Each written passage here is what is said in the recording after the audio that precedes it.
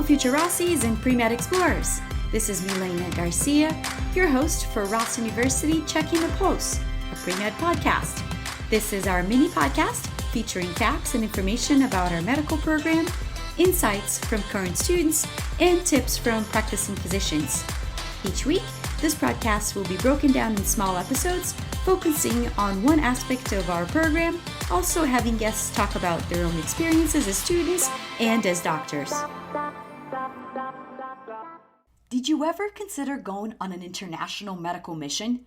If so, then you definitely want to hear about this new partnership we have. Ross University School of Medicine recently signed a partnership with Vida that gives a financial grant to all eligible applicants who successfully complete the Medical Education Readiness Program, also known as MERP. Contact our admissions department directly for more information on this grant. In the meantime, let's learn more about Vida. My guest today is Ana Salas, their Student Engagement Director. Welcome back, future Rossies. Thanks for joining us again. In this episode, we're going to talk about this really incredible partnership that we have with Vida. With us here today is Ana Salas, the Student Engagement Director. Hi, Ana. Thank you for joining us. Let's have a minute to introduce yourself. Thank you. And thank you for having me. Hi, future Rossies. My name is Ana. I'm actually in Costa Rica right now, which is one of the countries that Vida provides services to. I started working with Vida back in 2009 as a medical interpreter, and thankfully I'm still here, very much in love with this organization. Right now I'm the Student Engagement Director, so I take care mostly of all the recruitment and the relationships that we have with different students in US and Canadian universities. What is Vida? And let's talk about its mission. So Vida is a nonprofit organization that started back in 2008. A couple of American friends actually started the organization when they moved to Costa Rica, and they saw there was a need for medical, dental, and veterinary attention in several underserved communities. So they started Vida, and our formula is pretty simple. You know, we have students joining local professionals to provide free services to underserved communities. So we have three core programs, medical, dental, and veterinary. And we have students who join as volunteers, mostly undergrad students, to help us in our mobile clinics and provide services for free to those communities. Let's focus on the medical missions, since this is more appropriate for our audience. Where are the medical missions? Right now, we are providing medical services to numerous communities in Guatemala and in Costa Rica. Mm-hmm. Yearly, we set up around 300 mobile medical clinics, and we provide free medical services to over 12,000 patients. We work in different places in Costa Rica and Guatemala, and we provide follow-up services to all of the communities that we work with. And how long usually are the missions? So the missions are from between 9 to 13 days. They're short-term medical missions. Mm-hmm. We do schedule them throughout the entire year, and we try to make sure that the dates fit the majority of academic calendars, since the majority of our volunteers are undergrad students. And you mentioned the students join other healthcare professionals like the doctors and the dentists. What do the students do? What's actually their responsibility when they come? When they join, students join us, and the first thing I need to explain is that we do provide a lot of preparation prior to them coming to Central America. We send them a lot of material. We provide a lot of support prior to their trips. Once they get here, they start working with the physicians and assisting in their clinics. So we do provide training for them to take vital signs, for them to do the first interview with the patient. And obviously all of this is done under very close supervision of a local physician. They are students, so it's not like they're going to become independent, in their patient contact. They're Sure. always going to have a doctor there. And they get to work in a real live context that they don't necessarily see in their classrooms while they're studying. And where do the students live while they're there? It's a combination of hotel stays and home stays. The Okay. majority of our trips stay in hotels, which are pre-screened by our local staff members, because we do have regional offices in the countries that we work in. So we do screenings to the hotels, to the communities that we work in throughout the entire year as well.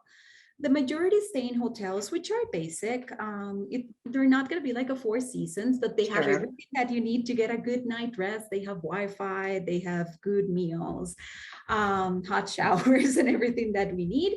And then in the communities where we can stay in homestays, we stay with host families who are also trained to welcome students. That's a very nice aspect of the program when we get to program homestays, because we also help that community economically.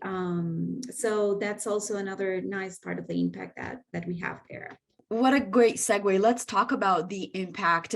Clearly, we can talk about the impact and see the impact that Vida makes in the community from the medical perspective, from the economic perspective. Let's talk about the impact it makes on the students who participate, right? Can you talk a little bit more about that? Oh, absolutely. And, this is something that I saw since my very first trip going as a medical interpreter myself. I just saw the difference that it made in students and in their perspective. They not only acquire valuable clinical skills, but they since they are exposed to a different culture, they start getting like these cross-cultural skills as well, which is very much needed for a future medical professional.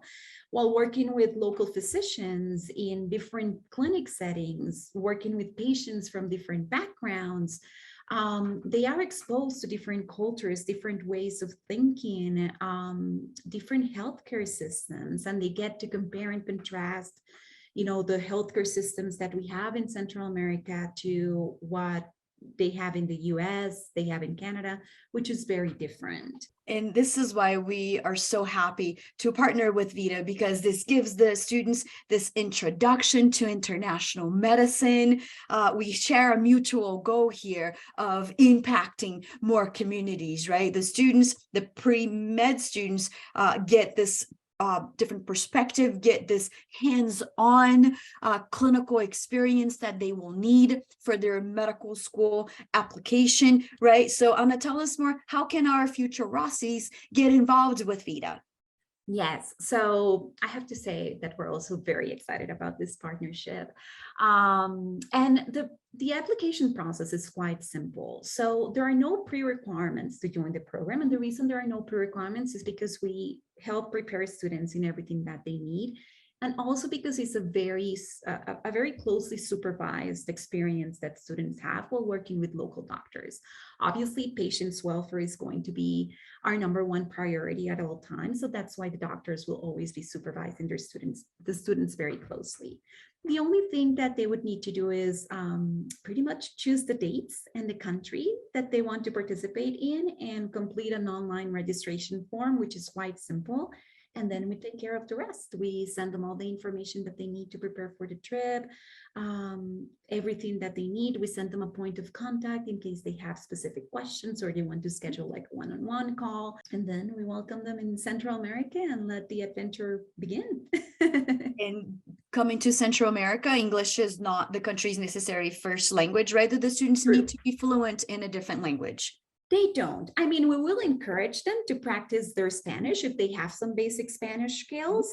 The majority of our communities are Spanish speaking, but our clinics always have interpreters, and not just any type of interpreters. They have medically trained interpreters. So these are interpreters that are very that are very knowledgeable with medical terminology, that can also help guide the students in case they need some guidance.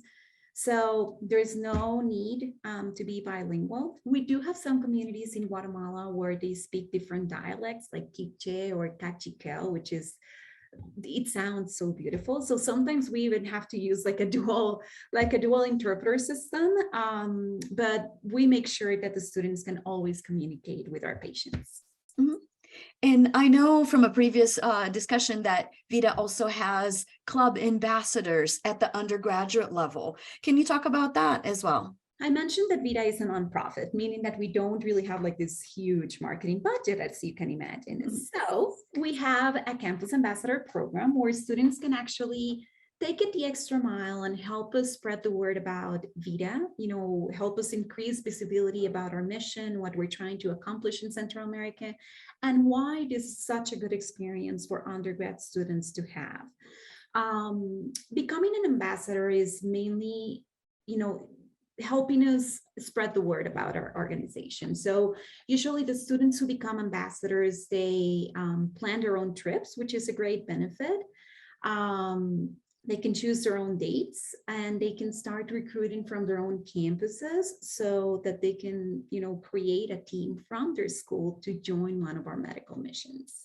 And by participating in such a wonderful program, the students can also be eligible, as long as they're in good standing and an active member of Vida, they can be eligible for the benefits of our partnership. So we're very excited. And to get more information about Vida, where can the students reach out to, or who can they talk to? Can they go online? What's your preference? Absolutely. They can go online to our website, which is vidavolunteer.org. They can find all of our contact information there. I think that's the easiest way, or they can also follow us in social media and, contact us through social media, both Facebook and Instagram. It's just @VidaVolunteer. We're easy to find. So. Ana, thank you so much for your time. I want to give you the opportunity to maybe share some insight or advice, any last minute recommendations for our future Rossies hearing our podcast today. Oh, absolutely. I guess my advice is, if you're still on the fence about joining an international experience like this one, please go ahead and do it. You won't regret it. It's really an amazing experience where you get to learn so much about yourself and different cultures. And it's just going to give you guys the confidence that you need to continue your path, on the healthcare profession that you choose. Thank you. I appreciate it. Thank you for having me. And for our future Aussies hearing us today, thank you so much. We will see you next time. Thank you for listening to Ross University Checking the Pulse, a pre-med podcast. This is Milena Garcia, your host. This podcast is made for you, so let me know what topics you want us to cover on future episodes. You can send me your comments, feedbacks, and requests to mgarcia@rossu.edu. Definitely follow us on Instagram, Twitter, and our YouTube channel @Ross Med School, or on Facebook. If you're listening to this podcast on iTunes, I am working my way to 5 stars, so remember to send me your comments and let me know your ideas. If you're on Spotify, remember to click on the follow button to get our future episodes. All right, see you future Rossies and Pre-Med Explorers next week. Stop.